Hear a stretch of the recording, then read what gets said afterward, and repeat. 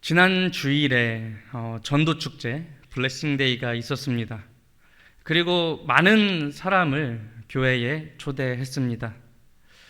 우리는 무엇을 위해서 사람들을 교회에 초대하나요?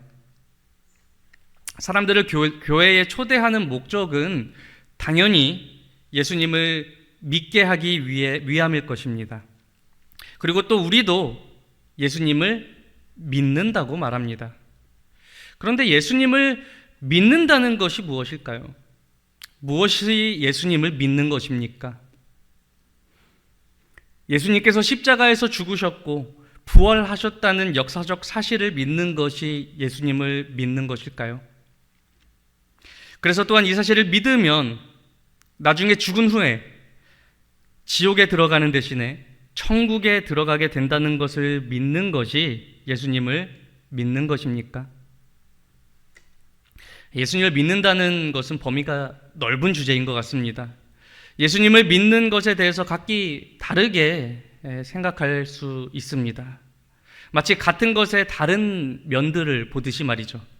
그러나 한 가지 분명한 것이 있습니다. 그것은 오늘 설교 제목과 같이 또 오늘 본문에서 말씀하는 것과 같이 이 모든 일의 증인이 되는 것입니다. 결론부터 말씀드리자면 예수님을 믿는다는 것은 증인이 되는 것입니다. 우리는 정말 예수님을 믿고 있나요? 이 질문이 무엇을 의미합니까? 주일 예배에 잘 출석하고 있느냐고 묻는 것입니까? 헌금을 잘하느냐고 묻고 있는 것입니까? 오늘 수요 예배 오신 것처럼 수요 예배까지 잘 나오고 있느냐고 묻는 것입니까?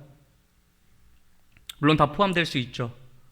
그러나 예수님을 잘 믿느냐고 묻는 것은 이 모든 일, 예수님에 관한 이 모든 일에 대한 증인으로서 잘 살고 있는지를 묻고 있는 것입니다. 46절부터 48절까지의 말씀을 우리 다시 한번 읽도록 하겠습니다. 시작. 또 이르시되 이같이 그리스도가 고난을 받고 제3일에 죽은 자 가운데서 살아날 것과 또 그의 이름으로 죄사함을 받게 하는 회개가 예루살렘에서 시작하여 모든 족속에게 전파될 것이 기록되었으니 너희는 이 모든 일의 증인이라. 아멘.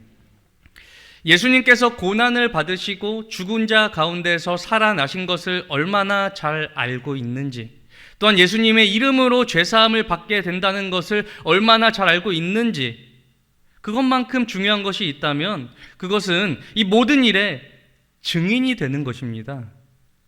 예수님을 잘 믿는 것은 이 모든 일을 혼자만 잘 알고 있는 것이 아니라 그 모든 일의 증인으로 잘 사는 것입니다. 이것이 예수님을 잘 믿는 것입니다. 사실 복음서에서 예수님 제자들의 모습을 본받으라는 목적으로 제자들이 소개되고 있지 않습니다. 제자도 측면에서 말하자면 오히려 제자들이 예수님을 잘 믿고 잘 따르는 일에 있어서 어떻게 실패했는지를 보여주는 것이 복음서 내용이라고 말할 수 있습니다.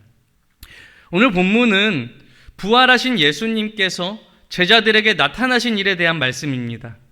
엠마오로 향하던 예수님의 제자 둘이 부활하신 예수님을 만났습니다. 또한 예수님께서는 시몬 베드로에게도 나타나셨습니다. 예루살렘에 모여있는 제자들은 그 일에 대해서 이야기를 나누고 있었습니다. 부활하신 예수님을 만났다는 이야기에 대해서 말이죠. 오늘 보면 36절에서 이렇게 말씀합니다. 이 말을 할 때에 예수께서 친히 그들 가운데 서서 이르시되 너희에게 평강이 있을지어다 하시니. 요한복음 말씀을 보면 제자들이 모인 곳에 문들을 닫았는데 예수님께서 그들 가운데 오신 것을 말씀하는 내용이 있습니다. 문이 닫힌 것과 상관없이 등장하시는 예수님을 어떻게 설명할 수 있을까요? 저는 한때 이것을 이성적으로 그리고 합리적으로 생각하려고 했던 적이 있습니다. 예수님께서 그냥 자연스럽게 제자들에게 오신 것이지 굳이 갑자기 이렇게 나타나신 것으로 볼 필요는 없다고 생각을 했었습니다. 육체가 어떻게 닫힌 문을 통과합니까? 그냥 문을 열고 들어오신 거 아닙니까? 육체가 갑자기 어떻게 나타납니까? 제자들이 예수님께서 오시는 것을 인지하지 못한 것이 아닙니까? 성경은 사실 그런 세세한 부분에 대해서 구체적으로 말씀하지 않기 때문에 저는 그냥 합리적으로 생각하려고 했습니다. 그러나 예수님께서 부활하셨을 때 입으셨던 육체는 지금 우리가 입고 있는 육체가 아닙니다. 영광스러운 몸으로 부활하셨습니다. 한계가 없는 몸입니다. 지금 우리 몸은 날마다 죽어가고 있는, 즉 썩어져가는 몸이며 많은 한계가 있다는 사실을 잘 알고 계시죠. 우리가 입을 부활의 몸은 썩지 않고 한계가 없는 영광스러운 몸입니다. 마치 예수님께서 보여주셨던 몸과 같을 것입니다. 우리는 영광스러운 몸을 입는다는 것이 정확히 어떤 모습인지 알지 못합니다. 우리는 그저 성경이 증언하는 것을 토대로 상상할 뿐입니다. 예수님의 제자들이 부활하신 예수님을 봤을 때 예수님을 알아봤나요? 알아보지 못했죠. 알아보지 못한 이유도 이전 예수님과는 다른 모습이었기 때문입니다. 특히 엠마오로 향한 두 제자들에게 예수님께서 나타나셨을 때 그들은 예수님을 알아보지 못했습니다. 비록 그 두 제자들이 12제자들에 속한 두 제자들은 아니었지만 적어도 예수님을 따랐던 많은 제자들 중에 속한 자들이 아니었겠습니까? 예수님을 직접 대면했던 자들이었다는 것이죠. 그러나 그들은 부활하신 예수님과 대화하면서도 함께 길을 가면서도 예수님을 알아보지 못했습니다. 숙소에서 예수님께서 축사하시고 떡을 떼어주실 때 비로소 그분이 예수님이셨다는 것을 깨닫게 되었죠. 오늘 본문에서 제자들도 부활하신 예수님을 보고도 자신들의 눈을 믿지 못하고 놀라고 두려워하는 모습을 보입니다. 37절에서 그들이 놀라고 무서워하여 그 보는 것을 영으로 생각하는지라 말씀합니다. 참 아이러니한 게 무엇이냐면요, 지금까지 그들은 부활하신 예수님을 만난 일에 대해서 이야기를 나누고 있었습니다. 내가 부활하신 예수님을 만났다, 이런 얘기를 듣고 또 그런 얘기를 하고 있었죠. 근데 정작 부활하신 예수님께서 나타나셨는데 이를 믿지 못하고 있다는 것입니다. 너희에게 평강이 있을지어다 말씀하시며 예수님께서 나타나셨습니다. 방금까지도 부활하신 예수님에 대해서 이야기를 나누고 있었음에도 불구하고 그저 놀라고 두려워하는 제자들의 모습입니다. 너에게 평강이 있을지어다. 이 얼마나 좋은 말씀입니까? 주일 예배 때 담임 목사님께서 자주 인사시키지 않습니까? 어떻게 인사라고 하나요? 샬롬이라고 인사라고 합니다. 마치 아마 제자들처럼 예수님 보고 놀라지 말라고 담임 목사님께서 자주 샬롬을 연습시키는 거 아닌가 하는 생각을 해봤습니다. 연습 많이 해서 우리는 예수님 만날 때 놀라고 무서워하지 말고 샬롬이라고 대답해 드릴 수 있게 되기를 바랍니다. 사실 제자들이 예수님을 보고 기겁할 만합니다. 지금 우리 가운데 갑자기 누가 나타났다고 생각해 보세요. 방금까지 분명 없었는데 갑자기 여기 가장 앞자리에 누군가가 나타났다고 생각해 보세요. 저라도 기겁할 것 같습니다. 갑자기 누군가가 나타나 하는 말이 평강이든 저주이든 상관없이 일단 기겁할 것 같습니다. 제자들이 그 보는 것을 영으로 생각하는지라 라고 말씀하는데요, 귀신으로 생각했다는 것이죠. 저라도 그랬을 것 같습니다. 우리가 말하는 것과 우리가 믿는 것이 다를 수도 있다는 점을 생각해야 합니다. 내가 예수님을 믿는다고 아무리 말한다고 해도 내가 정말 예수님을 제대로 믿고 있는지를 늘 생각해 봐야 한다는 것이죠. 우리가 말은 100번이라도 할 수 있습니다. 그러나 정작 믿는 일에는 더딜 수 있다는 것이죠. 부활하신 예수님을 봤다는 증언을 하고 또 증언을 듣는 그 자리에서 정작 부활하신 예수님을 믿지 못하는 이 제자들의 모습에서 우리가 그것을 볼 수 있지 않습니까? 38절과 39절에서 예수님께서는 제자들을 안심시키십니다. 어찌하여 두려워하며 어찌하여 마음에 의심이 일어나느냐. 내 손과 발을 보고 나인 줄 알라. 또 나를 만져보라. 영은 살과 뼈가 없으되 너희 보는 바와 같이 나는 있느니라. 예수님께서는 자신이 귀신이 아니라 부활하신 예수님이시라는 사실을 확실하게 보여주십니다. 예수님의 부활은 너희에게 평강이 있을지어다 하신 예수님의 말씀과 같이 평강의 소식입니다. 41절에서 제자들은 부활하신 예수님을 보고 굉장히 기뻐합니다. 너무 기쁨으로 아직도 믿지 못하고 놀랍게 여기고 있다고 말씀합니다. 믿지 못하는 이유도 참 많죠. 너무 두려워서 믿지 못하고 또 너무 기뻐서 믿지 못하고 말이죠. 믿지 못할 이유가 참 많습니다. 우리도 기쁨 가운데 믿지 못하겠다는 이런 표현을 하지 않습니까? 이것이 꿈이냐 생시냐. 이런 표현은 정말 믿지 못하는 표현이 아니라 믿지만 그 큰 기쁨을 표현하는 것이죠. 그러나 여기에서 제자들은 그런 것 같지는 않습니다. 제자들이 보고도 믿지 않았다는 것을 말씀하고 있는 것입니다.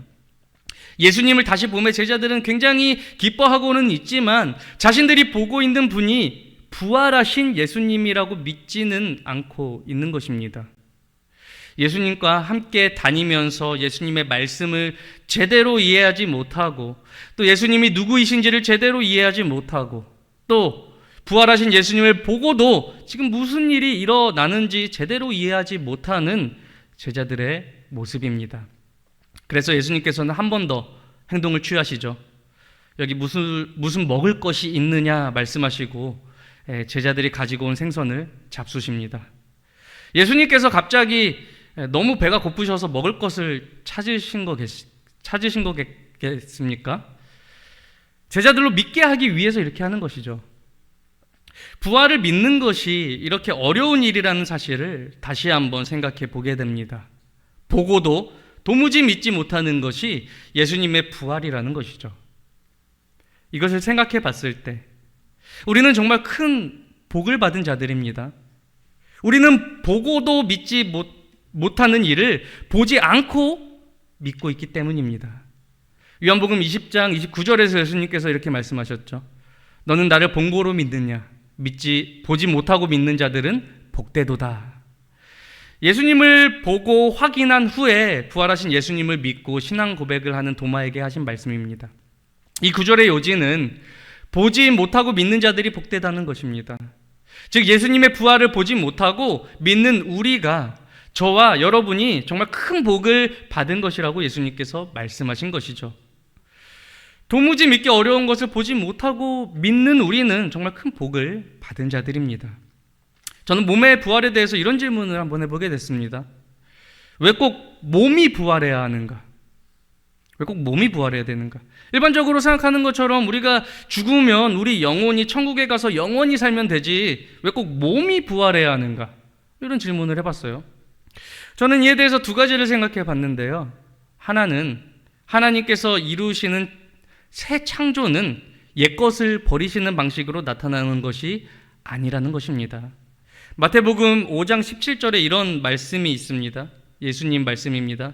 내가 율법이나 선지자를 폐하러 온 줄로 생각하지 말라. 폐하러 온 것이 아니요 완전하게 하려 함이라. 아멘. 이 말씀은 예수님께서 율법이나 선지자, 즉 하나님 말씀을 폐하러 오신 것이 아니라 완전하게 하러 오신 것이라는 말씀입니다. 그러나 몸의 부활도 이와 같다고 생각해 봤습니다. 하나님께서는 처음 창조하신 것들을 폐기하시고 전혀 다른 것을 새롭게 창조하시는 방식으로 새 창조를 이루시는 것이 아니라 처음 창조하신 것들을 완전하고 또 영광스럽게 만드실 것입니다. 이것이 왜 중요합니까? 만약 하나님께서 처음 창조하신 것들을 폐기하시고 다시 창조하신다면 하나님께서 처음 창조하신 것은 실패한 것이 되기 때문입니다. 그러나 그렇지 않습니다. 하나님께서 처음 창조하신 이 세상은 하나님의 실패작이 아닙니다. 죄로 인해 세상이 다시 혼돈하고 공허하며 어둠 가운데 있는 듯이 보이지만 하나님께서는 그것을 다시 완전하게 하실 것입니다. 하나님께서 주신 율법이 불완전한 것입니까? 그렇지 않습니다. 율법은 완전하지만 죄인인 우리가 율법을 온전히 지킬 수 없기 때문에 예수님께서 친히 율법의 모든 요구를 대신 이루시겠다고 말씀하시고 이루신 것입니다. 이것이 예수님께서 율법을 폐하러 오신 것이 아니라 율법을 완전하게 하러 왔다고 하신 말씀이라고 생각이 듭니다. 몸의 부활이 중요한 이유는 옛것을 대체하는 새로운 창조가 아니라 옛것을 완전하게 하는 새로운 창조라는 의미에서 그것이 중요합니다. 우리가 새롭게 있게 될 영광스러운 몸은 우리가 전혀 알 수 없는 완전히 다른 것으로 대체되는 것이 아닙니다. 고린도전서 15장 42절부터 44절까지 이런 말씀이 있습니다. 우리 함께 읽어볼까요? 시작.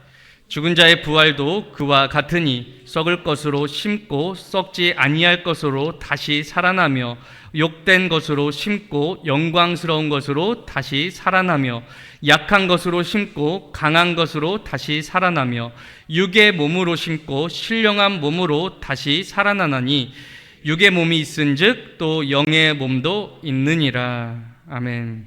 육의 몸이 있은즉 또 영의 몸도 있느니라 했습니다.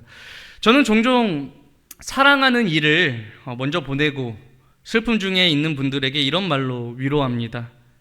잠깐 보지 못하는 것입니다 라고 말이죠.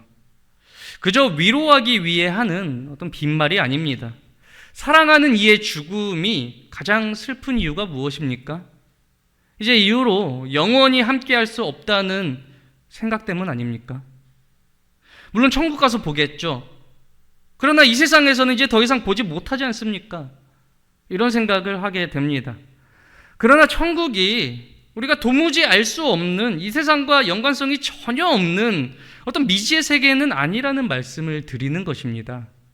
천국은 우리가 하나님께 받아 누리는 것들을 더욱 완전하게 또 영광스럽게 누리는 곳입니다. 그렇게 사랑하는 이를 먼저 보낸 분들에게 저는 잠깐 보지 못하는 것이라고 위로의 말씀을 드리는 것입니다. 우리는 모든 것을 함께 다시 경험하되 새롭게 경험하게 될 것입니다. 불완전하게 누렸던 그 모든 것들을 장차 완전하게 누리게 될 것이라는 의미에서 새로움입니다. 몸의 부활이 중요한 이유는 하나님께서 창조하신 이 세계는 선하다는 것입니다. 과거 영지주의자들이 말하는 이원론과 같이 영은 선하고 육은 악한 것이 아니라, 그래서 육을 떠나야 하는 것이 목적이 아니라 디모데전서 4장 4절 말씀과 같이 하나님께서 지으신 모든 것이 선함에 감사함으로 받으면 버릴 것이 없나니 하는 말씀과 같습니다. 하나님께서는 마치 실패작을 버리는 것과 같이 창조하신 것들을 버리지 않으십니다. 애당초 하나님께서는 실패작을 만드시지 않으셨습니다. 하나님께서는 오히려 선하게 지으신 것들을 회복시키시고 그것을 완전하게 하십니다. 몸의 부활이 중요한 또 다른 이유는 그렇기 때문에 우리가 지금 이 땅에 살 때도 그냥 막 사는 것이 아니라 이미 임한 하나님 나라를 경험하며 살고자 하는 그런 갈망이 생기는 것입니다. 이 땅에서 그냥 막 대충 살다가 내 마음대로 살다가 천국 가서 전혀 다른 삶을 사는 것이 아닙니다. 장차 완전히 임할 하나님 나라를 이 땅에서 맛보며 살고자 하는 그런 마음이 생기게 되는 것이죠. 이러한 이유에서 성경은 몸의 부활을 강조하는 것이라는 생각이 듭니다. 우리가 몸의 부활을 믿고 부활의 참된 소망을 가질 뿐만 아니라 부활의 삶을 지금 이 땅 가운데에서도 누리며 살게 되기를 바랍니다. 예수님께서 제자들에게 나타나 하신 일이 부활하신 자신의 몸을 보이신 것뿐만이 아니죠. 44절과 45절을 보면 이렇게 말씀하는데요. 함께 읽겠습니다. 시작. 또 이르시되 내가 너희와 함께 있을 때에 너희에게 말한 바 곧 모세의 율법과 선지자의 글과 시편의 나를 가리켜 기록된 모든 것이 이루어져야 하리라 한 말이 이것이라 하시고 이에 그들의 마음을 열어 성경을 깨닫게 하시고. 아멘. 예수님께서는 비로소 성경에 기록된 모든 것이 예수님 안에서 어떻게 이루어졌는지를 제자들에게 가르쳐 주셨습니다. 그리고 특별히 그들의 마음을 열어 성경을 깨닫게 하셨다고 말씀합니다. 같은 성경이지만 누구는 성경을 읽고 깨닫게 되고 누구는 성경을 읽고 도무지 무슨 말씀인지 모르는 경우를 보게 됩니다. 또 누구는 성경을 통해 믿음으로 나아가고 누구는 불신으로 나아가기도 합니다. 예수님께서 우리의 마음을 열어주셔야 우리가 성경을 깨닫게 되고 믿음으로 반응할 수 있다는 것입니다. 저는 말씀을 전하는 것이 제 주된 일 중 하나입니다. 그런데 때로는 오히려 자주 읽는 말씀을 깨닫지 못해서 괴로울 때가 자주 있습니다. 당장 말씀을 전해야 하는데 정작 나 스스로가 먼저 말씀을 깨닫지 못하고 무슨 뜻인지 알지 못하는데 어떡합니까? 어떻게 전합니까? 물론 본문에 관련된 많은 주석들을 보고 다양한 자료도 참고하죠. 다른 분의 설교도 들어보고. 그런데도 여전히 마땅히 전할 바를 알지 못할 때 어떡합니까? 정말 난감합니다. 도망가고 싶습니다. 저는 그제서야 기도해야 한다는 것을 깨닫게 됩니다. 무엇보다 가장 먼저 기도하면 좋았을 텐데, 전한 말씀을 준비해야 한다는 생각이 앞서서 열심히 말씀 준비하다가 갈피를 못 잡고 방황하다가 그제서야 기도하게 됩니다. 저는 많은 지식도 없습니다. 많은 경험도 없습니다. 당장 설교를 준비해서 말씀을 전해야 하는데 무엇을 어떻게 전해야 할지도 모르겠습니다. 주님, 나를 긍휼히 여겨주옵소서. 말씀을 깨닫게 해주옵소서. 이런 기도를 하게 되는 것이죠. 그렇게 기도한 후에 다시 설교 준비를 하는데요. 자리에 앉아서 설교 준비를 하는데요. 정말 놀랍게도 할 말이 생깁니다. 이상하게 생각하지 마시고 그냥 간증으로 들으세요. 갑자기 말씀 여기저기에서 퍼즐이 맞춰지기 시작합니다. 말씀이 새롭게 보이기 시작합니다. 마땅히 할 말이 생기기 시작합니다. 얼마나 대단한 설교를 한다고 이런 말을 하나 생각하지 마시고, 제 요지는 그들의 마음을 열어 성경을 깨닫게 하시고 하는 말씀과 같이 하나님께서 우리 마음을 열어주셔야 비로소 퍼즐이 맞춰지듯이 말씀을 깨닫게 된다는 것입니다. 저는 말씀을 준비하면서 그것을 자주 경험하게 됩니다. 우리 모두 마찬가지일 것입니다. 하나님께서 우리 마음을 열어주지 않으시면 우리는 보고도 보지 못하는 장님, 듣고도 듣지 못하는 귀머거리가 될 수밖에 없지 않겠습니까? 아까 불렀던 찬양과 같이 어두운 내 눈 밝히사 진리를 보게 하소서, 이런 기도가 늘 우리 마음 가운데 있어야 합니다. 예수님께서 제자들의 마음을 열어주셔서 성경을 깨닫게 하신 것처럼 주께서 우리 마음도 열어주셔서 항상 성경을 깨닫는 은혜가 우리 가운데 있기를 소망합니다. 오늘 본문 46절부터 48절까지 말씀을 함께 또 읽겠습니다. 시작. 또 이르시되 이같이 그리스도가 고난을 받고 제3일에 죽은 자 가운데서 살아날 것과 또 그의 이름으로 죄사함을 받게 하는 회개가 예루살렘에서 시작하여 모든 족속에게 전파될 것이 기록되었으니 너희는 이 모든 일의 증인이라. 아멘. 하나님 말씀대로 예수님께서 고난을 받고 죽으셨다가 제3일에 부활하심으로 말씀의 약속의 말씀을 이루신 것처럼 예수님 이름으로 죄사함을 받게 하는 회개가 모든 족속에게 전파될 것이라는 이 약속의 말씀 역시 주께서 이루실 것입니다. 복음 전파는 우리가 하는 일처럼 생각이 들겠지만 사실 주님께서 이루고 계신 일입니다. 우리가 주님께서 하시는 일에 쓰임을 받는다는 것이 얼마나 감사한 일입니까? 우리가 할 일은 무엇입니까?